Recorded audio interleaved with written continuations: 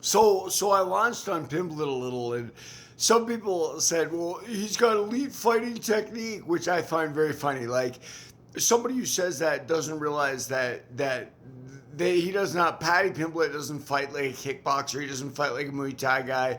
He doesn't fight like a karate guy. He fights singularly like an MMA guy. His hands are down.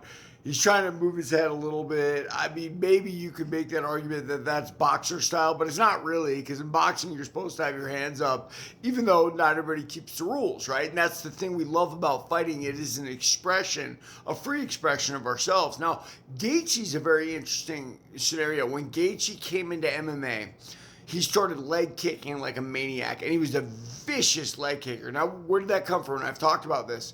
When you're denied something for a very long time and you find it, it's like being a kid in a candy store finding like a new toy.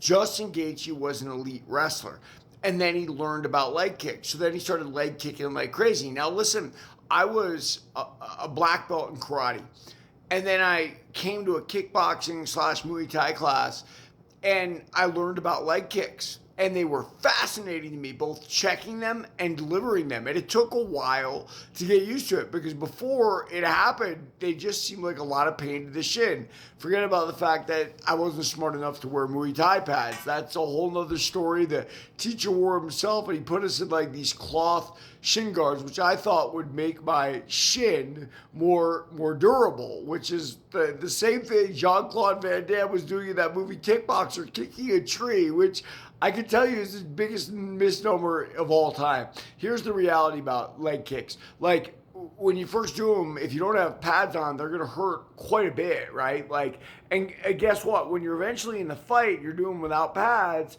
They don't hurt anyway because your adrenaline is running it, so it's all good. So what did I know? But listen, the kickboxers sent a generation of fighters in the wrong direction.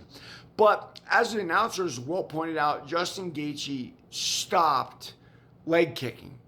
Jose Aldo stopped leg kicking himself later in his career. I remember his corner was begging him to kick Rob Fontlow because it was open, and finally he did once.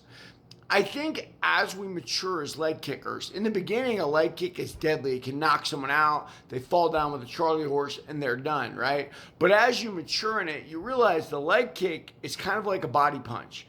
And worse than that, it's a body punch where you're using a lot of energy. Not a lot because the kick's not high, but it's a lot of power you got to throw into that leg, and you don't know if you're getting it. Just like a body punch. You throw body punches hoping that they're hitting these vital organs and getting what you want out of it. So as guys mature in their fight career, they recognize that, especially with those little gloves, your hands can do a lot more damage and have a lot more ability to knock someone out than leg kicks might.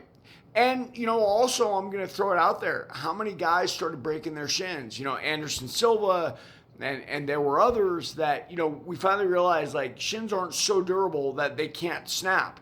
And maybe that has part to do also with what Aldo and Gaethje did, changing their styles where they became much less of leg kickers, especially a guy like Paddy who stands really bladed and really low, right? Relatively for a fighter, you would have think Gaethje would have bounced in those leg kicks off his legs, but he did not do that, interestingly enough. What's the reason? Well, I gave you two ideas. I'm not sure. Everybody like and follow for more on the Fight Game.